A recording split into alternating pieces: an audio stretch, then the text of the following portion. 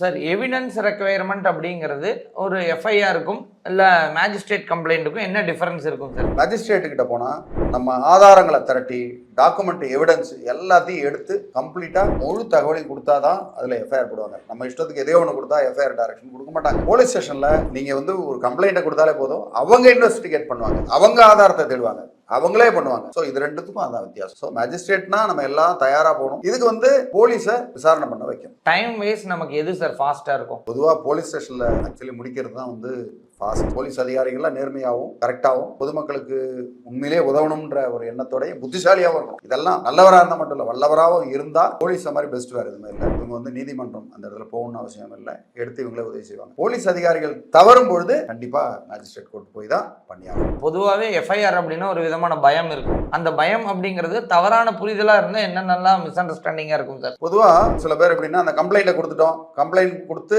FIR போடலைன்னா கேஸே போச்சு, அவ்வளோதான் முடிஞ்சது, வாழ்க்கையே முடிஞ்ச மாதிரி அவங்க நினச்சிக்குவாங்க. அதில் அது தப்பு.